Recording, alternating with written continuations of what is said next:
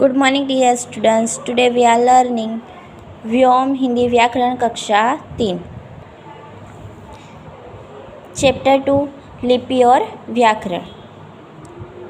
लिपि जब हम बोलते हैं तब इसके लिए अपने मुंह से कुछ ध्वनियाँ निकालते हैं। ध्वनियाँ मीन्स आवाज़, बराबर। जब हम बोलेंगे तो हमारे मुंह से आवाज़ तो निकलेगी। इन ध्वनियों को लिखने के लिए हम कुछ चिन्हों या संकेतों का प्रयोग करते हैं। इन संकेतों को लिखने का ढंग लिपि कहलाता है। ओके डियर स्टूडेंट्स, जब हम जैसे कि ये कुछ लिखा है, कुछ भी लिखा है, जैसे कि हिंदी भाषा देवनागरी में लिखी होती है, तो अगर इस पर छोटी की मात्रा नहीं होती, बड़ी की मात्रा नहीं होती, तो ये किस तरह हम पढ़ सकते थे। इसलिए कुछ संकेतों की ज़रूरत होती है, तो हम प्रयोग भी करते हैं। इन संकेतों को लिखने का ढंग लिपि कहलाता है। भाषा को जिन ध्वनियों के द्वारा बोला जाता है उन ध्वनियों को लिखने का ढंग लिपि कहलाता है। प्रत्येक भाषा की अपनी लिपि होती है। जैसे हिंदी भाषा देवनागरी लिपि में लिखी जाती है, पंजाबी भाषा गुरुमुखी लिपि में लिखी जाती है, अंग्रेजी भाषा रोमन लिपि में लिखी जाती है, कश्मीरी भाषा फारसी लिपि में लिखी जाती है। अलग अलग भाषाएं की अलग अलग लिपियाँ होती हैं। हिंदी वर्णमाला। भाषा की ध्वनियाँ कई प्रकार की हो सकती है। ये ध्वनियाँ बड़ी हो सकती है, जैसे बस, रथ, कमल, नयन, पनघट और दशरथ। ये ध्वनियाँ छोटी हो सकती है, जैसे क, च, ज, ट, त, न, य, र, प। ये ध्वनियाँ बहुत छोटी हो सकती है, जैसे अ, आ, ई, उ, ए, ओ। क, च, अ, उ, ए जैसी ध्वनियों से छोटी ध्वनि नहीं हो सकती। छोटी ध्वनियाँ ही वर्ण कहलाती है। ये जो छोटी ध्वनियाँ हैं ये क्या कहलाती है?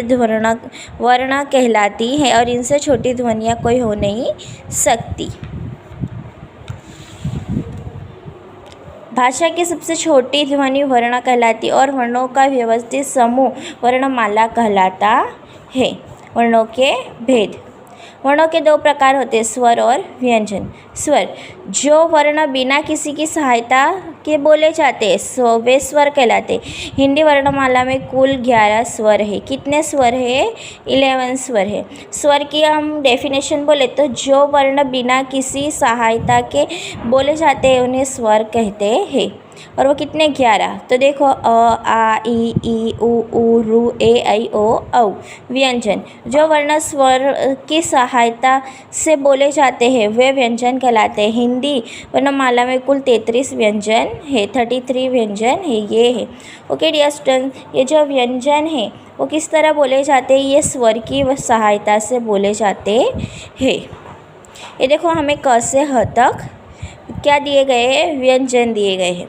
ऊपर दिए गए किसी वर्ण को बोलकर देखो, तुम देखोगे कि इन्हें बोलने पर अ का उच्चारण का सहारा लेना पड़ता है। इसका अर्थ हुआ कि व्यंजन में अ मिला होता।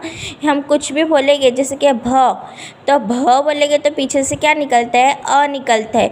ओके डियर स्टूडेंट्स, इसलिए कहा जाता है कि व्यंजन को बोलते वक्त क्या करना पड़ता है? स्वर की सहायता लेना पड़ता है। जब अ के बिना व्यंजन को लिखना हो तो नीचे एक तिरछी रेखा खींच देते हैं। इस तिरछी रेखा को हलंत कहा जाता है। जब क्या अ लिखना हो, किसके नीचे लिखना हो, तो ऐसी तिरछी रेखा खींच देने का, तो उससे क्या कहते हैं? हलंत कहा जाता है। जैसे कि चिन्हों में क्या है? हमें तिरछी रेखा दिख रही, इसको क्या बोलते हैं? हलंत बोलते हैं। Page number 16। स्वरों की मात्राएं। अब तक तुम समझ गए होंगे कि व्यंजन वर्ण के उच्चारण में अ स्वर की सहायता लेनी पड़ती है। इसका अर्थ हुआ कि सभी व्यंजनों में अ मिला हुआ होता है। अब सोचो कि जब व्यंजन के साथ किसी अन्य स्वर को जोड़ना हो तब उसे किस प्रकार जोड़ेंगे। ऐसा करने के लिए स्वर को मात्रा के स्वरूप में लिखा जाता है। आओ देखें कि किस स्वर की मात्रा कौन सी है। स्वर आ ई ऊ रू ए ऐ ओ औ स्वर की मात्रा है। ये देखो, ये इसकी क्या है, आ की मात्रा है। वर्ण के दाई ओर हमें का लिखना हो तो हमें क प्लस इसकी मात्रा है ये, और इसको क्या बन जाएगा हमारा का, और इससे क्या हमारा पूरा शब्द बनेगा कान। अब देखो ई, ये कौन सी ई होती है, छोटी ई होती है, तो इसकी मात्रा इधर साइड की आएगी वर्ण के बाई।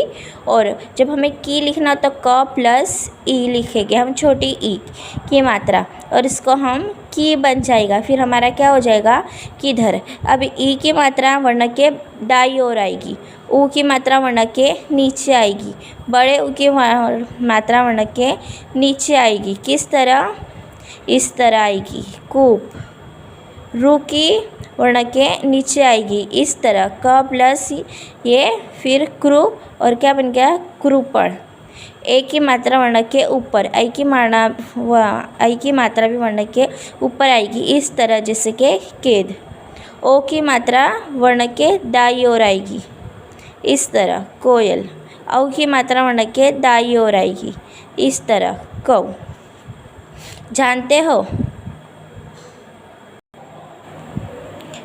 अनुस्वार चंद्रबिंदु और विसर्ग की भी मात्राएं होती हैं। वर्णों के साथ ये इस प्रकार जुड़ते हैं। तो डियर स्टूडेंट्स देखो, ये जो अनुस्वार है वो कहाँ आता है, वर्ण के ऊपर। ये जो अ है उसके ऊपर क्या है, अनुस्वार है। और हमें जब जैसे कि कंबल लिखना हो या फिर कंगाल लिखना हो तो क प्लस अनुस्वार, और वह अनुस्वार की मात्रा का आती है जो इसके ऊपर आती है, तो हम कंग कर सकते हैं। फिर चंद्र बिंदु भी कहाँ आता है, वर्ण के ऊपर इस तरह। और विसर्ग की मात्रा कहाँ आती है, वर्ण के दाई और इस तरह। आओ तुम्हें ऊ और छोटा ऊ और बड़ा ऊ के बारे में कुछ बातें बताएं। इनकी मात्राएं जब किसी व्यंजन से मिलती है तो इनका स्वरूप इस प्रकार होता है। किसकी मात्रा, बड़ा ऊ और छोटा ऊ। ये देखो तुम, तो इसमें कौन सा है, छोटा ऊ है। हमने देखा ना कि छोटे ऊ की मात्रा कैसी आती है, वर्ण के नीचे आती है इस तरह, तो ये का है, वर्ण के नीचे, तो ये छोटे ऊ की मात्रा है। कुछ, गुण, सुन, ये सब छोटे ऊ की मात्रा। अब नीचे क्या है, बड़े ऊ की मात्रा। अब देखो बच्चों, इधर बड़े ऊ की मात्रा इस तरह आती है वर्ण के नीचे, ये आपको दिख गया। तो ये देखो कुल, चूर, पूत, सुत। लेकिन अब ऊ और ऊ की मात्राएं व्यंजन र से मिलती है तो इनका रूप इस प्रकार होता है, जैसे अरुण, रुपया, रुकना, रुचि, रूपा, उरूठना, अमरूद और रूपवान। किसकी मात्रा हुई, ये ऊ और ऊ की, छोटा और बड़ा ऊ की, र से मिली। ये छोटे ऊ की मात्रा है क्योंकि ये इस छोटा है, ये भी छोटे ऊ की, ये भी छोटे ऊ की, ये छोटे ऊ की मात्रा। और ये नीचे वाले जो शब्द है इसमें कौन सी है, बड़े ऊ की मात्रा र से मिली है, तो हमने इसको इस तरह लिखा। Okay dear students, chapter 2 is complete.